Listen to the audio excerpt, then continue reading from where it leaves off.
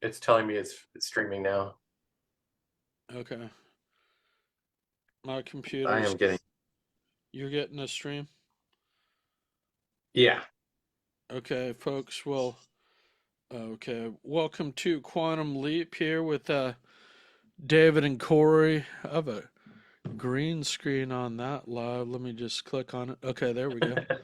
Um, we were saying when it rains, it pours sometimes with the tech difficulties, but that's why we have our system, and it seems to be kind of um, we we may be a little late, but we can get um, up and go live. And my name is David Kirsten. Welcome to Quantum Leap. My co-host is Corey Knott, and Corey, if you don't mind, just telling us who you are and what you do. If you want to do a little check-in, you're welcome to first day Sure. back into Yeah. the I room. am Corey Knott, and I am co-owner of Take Wing Coaching, and I do coaching for business partnerships. So I focus on people who are trying to work together. Typically, they have a relationship, and they would like to protect it when they go into business together, so they get along on both ends. Okay, great. And I know you have some new offerings with that coming up, and we'll probably do some Right. more, um, a little bit deeper dive on that this season, um, along with another number of other things on our list, which I kind of wanted to talk about.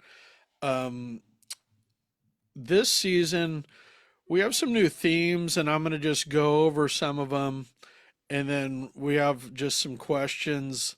They're a little bit out of order, but I'll just run through them. And we always try to break new ground on this show and be, timely based on what's going on. We're not doing anything about the fires, although we do, wish them the best down there. And it's a very, a tragedy, and kind of life goes on up here with business, and we keep them in our prayers. But we do have an expert coming on about fire preparedness, and I would like to focus some more on the public safety issue as it pertains to businesses and assistance. I have some kind of resources too about giving to the fires I'm going to be putting out on social media too. So I don't know if you have any family or friends down there, Corey, that. A few people I've known. I think one of um, Elaine's clients, so somebody I knew a little bit, he lost his home. He's a drummer for um, big musicals, John Fogerty and various other people. And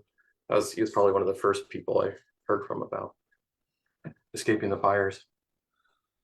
Yeah, I think one little tidbit of transition here, this new concept of the homeless millionaire or billionaire that goes with this theme of financial freedom, that you can lose everything and still be a millionaire, and that's why you kind of need a nest egg and need to be diversified. And that's something we wanted to go into with the term I use, financial freedom. I know I got that from Tony Robbins, who's one of the best marketers. I know a number of other people use it as well. He recently put out a book with that title.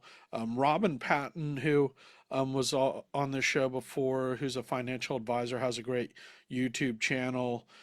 So we're going to be diving in there a little bit. And I actually have a question for you that I'm going to take on this here about what's the connection between financial freedom and running a successful business? Um, that's a good question. I think, the great thing about running a successful business is once you've done it, you can do it again. And,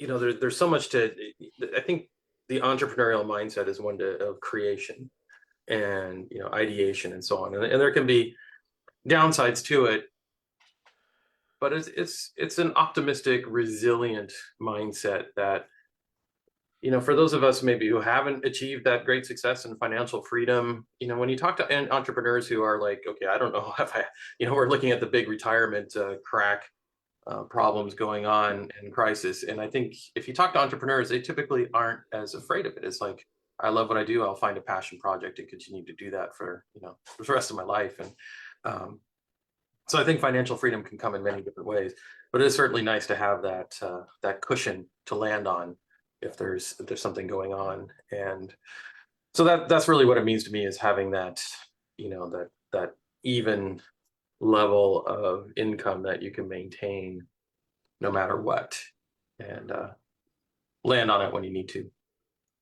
Yeah, and I was just listening to the radio the other day. This song called "Dancing in the Flames" by the Weekend comes to mind. That I feel like entrepreneurs kind of get good at that. That you kind of learn to dance in the chaos, so to speak. And say even if you do lose your home, but um, you got a lot of people. These stories of entrepreneurs that they really started to make it once they lost everything. So, I know it's not, kind of it takes you a while to get through that, but there is kind of hope on the other side. So, Well, another thing I um, think that entrepreneurs do well is cultivate networks, right? So it's the networks. Keith Ferrazzi has great books on that, like "Who's Got Your Back," and I think I crashed again.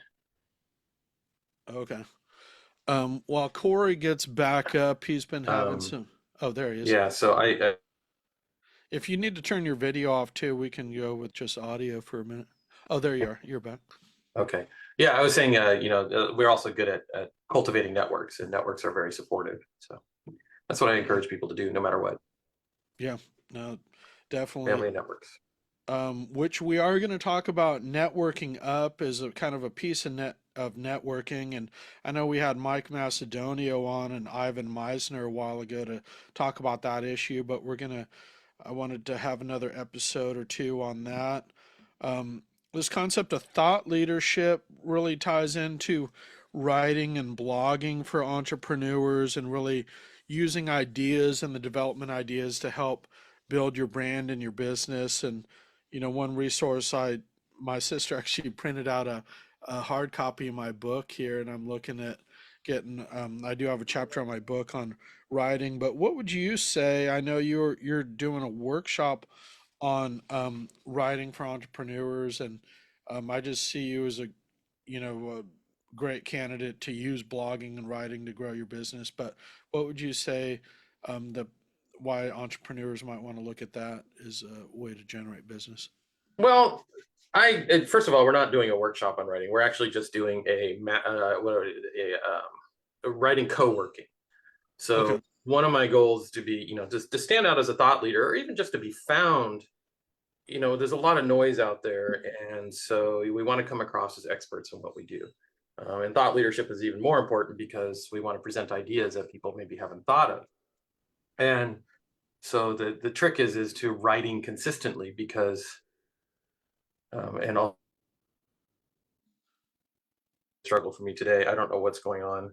Oh, we got you back. Yeah. Yeah, AT&T is failing me today.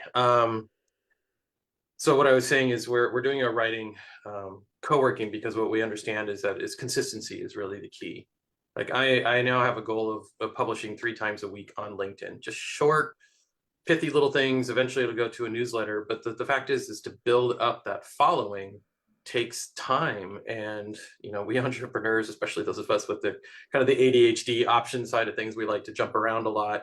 So I'm following Meisner's advice, do 1,000 things, 6 times. And one of those 1,000 things I'm going to do is posting. And that's, if I do this consistently throughout the year, that'll be 1,000 posts by the end of the year. And we'll see what that provides. And there's strategies to do it. So we'll talk about those things in our co-working space. But ultimately it's not about teaching people to write, but just helping people stay on track with their writing. Yeah, we'll have to share some of your posts maybe at some point, because I really like the posts I've seen recently from you on there, and I think a lot of people, if you haven't used LinkedIn much, like some people only use LinkedIn or primarily, and it's everybody's on there. For example, my uncle has has built like a 40,000 or 50,000 Right. following on there, and he uses that exclusively to generate new business. So, Yeah, and there are other platforms. Facebook and Alignable can be excellent platforms depending on your target audience. LinkedIn, I think, is right now the big go-to for search. So I'm told by some of the LinkedIn experts that right now a lot of what people are looking for they find on LinkedIn when it's professionals. So that's where you want to go to, present yourself as a thought leader. I would also suggest using other platforms and reposting your content because it all goes to SEO, and maybe even having a Reddit page because Google is so heavy on Reddit now. Just set up your own little Reddit section and publish there. So it's we're looking at all of that. But right now, it's like instead of trying to just cast a net everywhere, it's post consistently and regularly because very few people do that, and that's why some people get the big audiences and some don't. And I know I'm guilty of failing it many times. This time I Yeah, was successful. yeah, and sorry if I missed your clarification on that workshop Oh, there not a that you're problem. going We to. probably will do workshops, but right now it's more about just getting people writing. Yeah, I know. The other thing just wanted to quickly raise was a marketing plan for 2025, and that kind of ties into some new video offerings I'm doing. Cool. That's, Yeah, part of why we do this podcast is I say the centerpiece of my marketing plan in a lot of ways, but also I work with other people to do their marketing, and it's really that's kind of why I wrote these books to put together a lot of what you teach in a business is really almost business in a box. That if you get all that stuff worked out, like your goals and your vision and your why, if you just record that on video, we yeah. go over it on the podcast. That's kind of your marketing right there. And I look forward to putting out some more examples there. And but if people want to help putting that together, I know you and Gail do some great co-working and seminars on that through your Live platform. Well, I think what we do is more about the content and helping people get clear on who they are and their vision, their core values, all that. The way to explain what makes them special in their business, whereas getting on a video is so important, and I would strongly recommend working with you on that because right now Gail's saying, okay, I need an evergreen webinar, something that I can do that presents my workshop, and they can just market through email. And it's challenging. It's challenging to put that together, right? But and then do it on video, and that's most of us just aren't that good at achieving all that. It's not our specialty.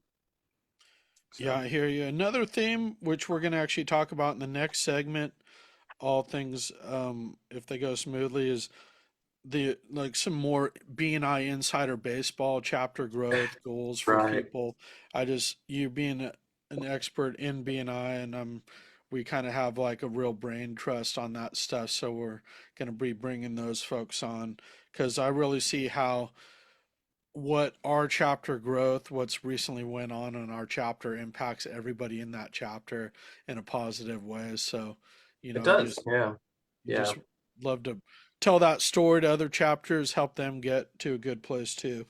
And the last thing, well, we already touched on it, was just seeing if I missed anything. No, that's basically it. So the I was gonna just ask if you have any other things that you'd like to focus on before we kind of um, exit or exit for the summer. Sorry, that's not the right word, but our last episode will be the end of April that we want to try to fit in here. Yeah. I can't think of anything. I'm just moving forward with the writing and the workshops and figuring out how to best do referrals. So I'm always happy to talk about the challenges, especially for service providers, to how do they market themselves and stay consistent and get people to understand what they do. It's and when to refer. So yeah, Yeah, great. And I fascinating. know I tried to incorporate some of your key themes into that list, so I Yeah. I figured if I did my job, you wouldn't have much there. Um, I am going to sign off here because we got to All right. connect with our guest here for the 11 Thank you, a.m. everyone. And stay tuned, folks, for the guest to come up here. Thanks for listening to the first